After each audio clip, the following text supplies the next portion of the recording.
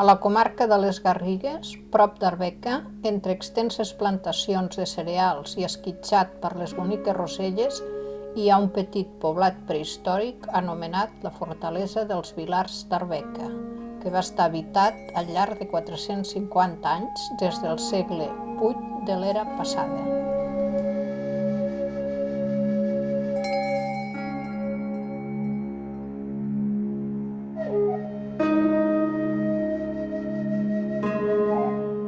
Aquesta fortalesa està plena d'interrogants, com: per què unes defenses tan enormes? Quina raó tenen les pedres clavades front la muralla? Per què va ser abandonada? Quin significat tenien els fetus de cavall enterrats?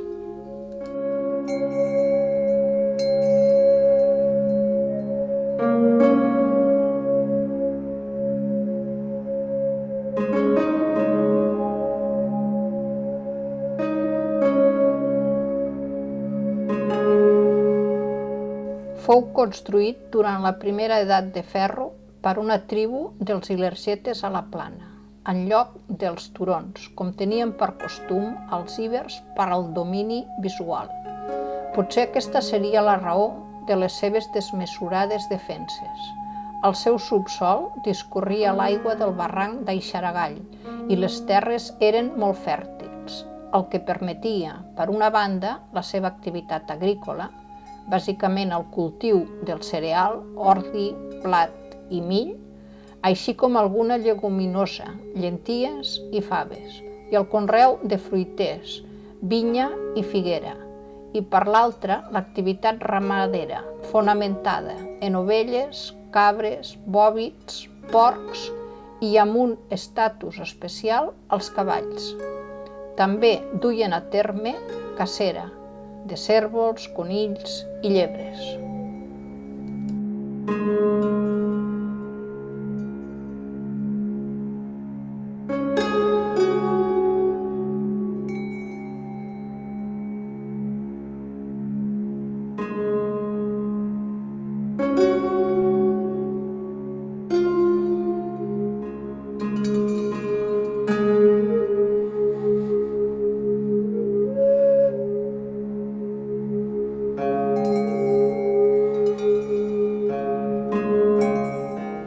Té una muralla circular de 173 metres de llarg, 5 metres d'ample i el mateix d'alt, amb 14 grans torres semicirculars.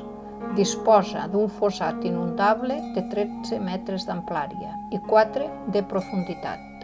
La forma és ovalada i al centre tenim una cisterna d'aigua i al seu voltant hi ha habitatges de forma rectangular.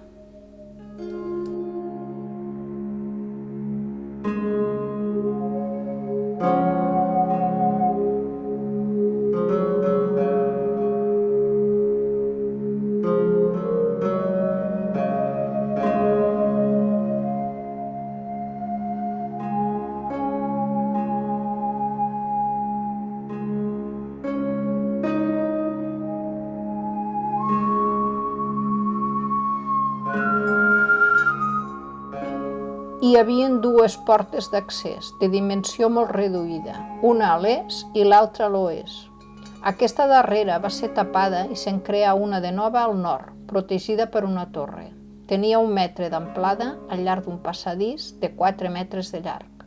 Per travessar el fossat hi ha un tros d'aquests que no el buidaren i que estava defensat per un parell de fossats transversals per poder impedir-ne el pas.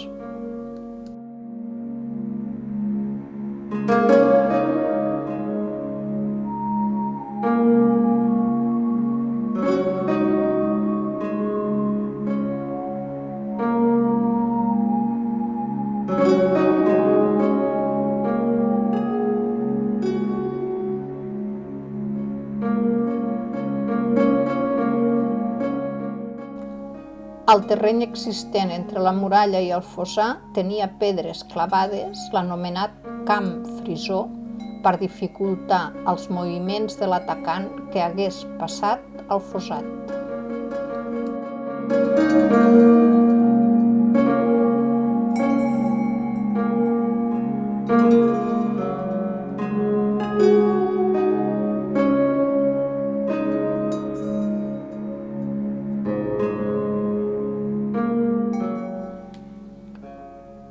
El poblat tenia una capacitat per albergar unes 150 persones, als seus 2.400 metres quadrats, i els habitatges tenien una dimensió d'entre 20 i 30 metres quadrats, amb una llar central, amb un porxo frontal i delimitat tot per una porta central. Un grup d'ells estaven adossats a la muralla, mentre que d'altres donaven a un petit carrer de circumval·lació.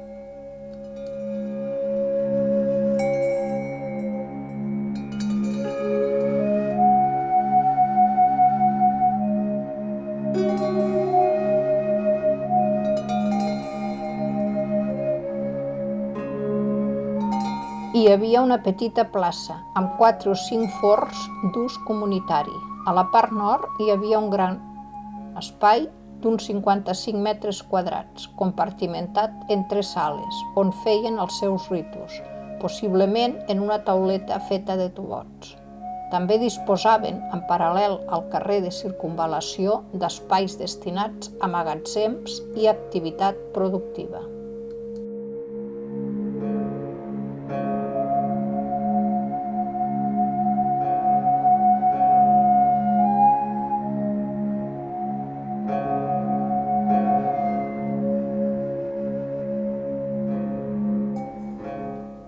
La teoria més plausible, defensada pel catedràtic Emili Junyent, per la que fou abandonada la fortalesa, és que la grandesa de les seves muralles impedís el seu creixement.